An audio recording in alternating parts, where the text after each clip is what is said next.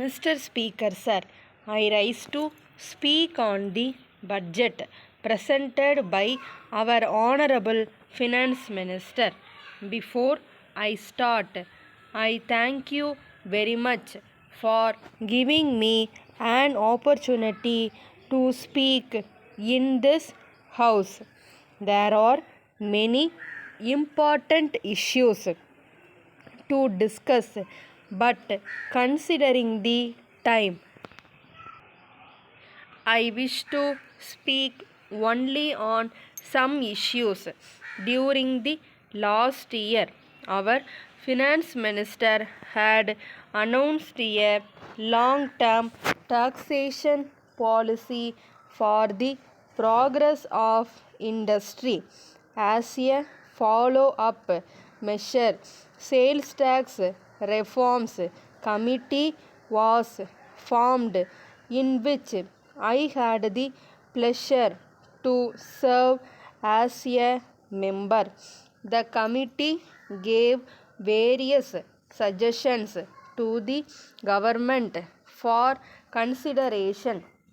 I hope the government will accept and take necessary action in the matter. Now, I would like to speak on power projects. The economy of a state depends on the availability of adequate electric power. Power development involves high investment and long time. It also calls for a good planning and a long term approach. It was realized that the state should try to achieve self-sufficiency in power generation, and this objective can be achieved only by evolving a large number of power schemes. I hope the schemes now sanctioned after this government took charge of the affairs of the state will fulfill the dreams of the people. I am happy to note that the community development scheme has been successfully implemented in all the blocks in our state.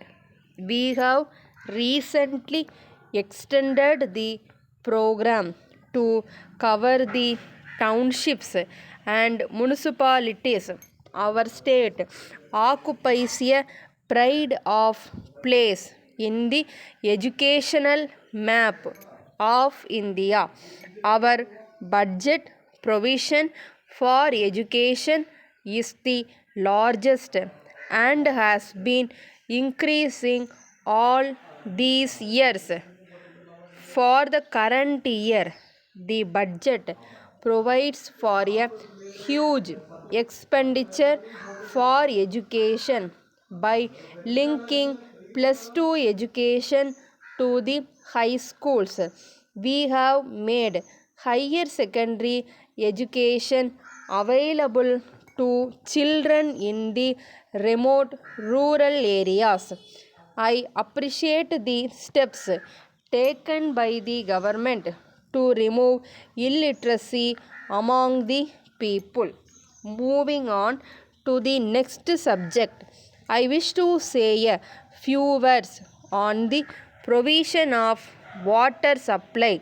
The government has made arrangements to supply drinking water through lorries, but the lorries carrying water often visit the places during midnight, thereby causing inconvenience to the people.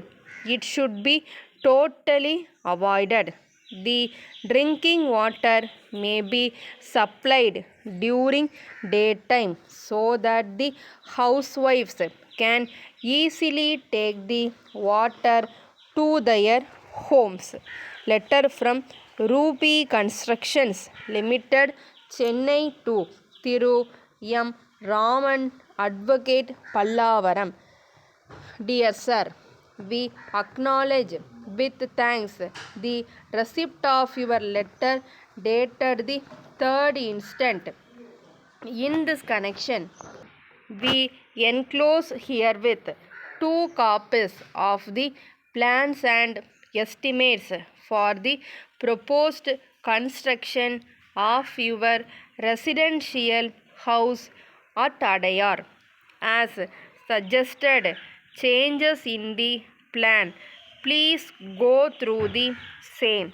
If you have any further suggestion or alteration to be made in the plans, please inform us so that necessary corrections may be made. In this regard, I would like to inform you that the plans and estimates have to be submitted to the concerned authorities for getting their approval.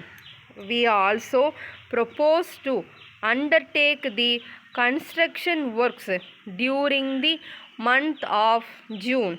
Therefore, we request you to kindly return the same within 10 days.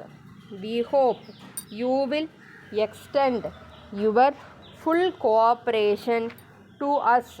In this regard, yours faithfully.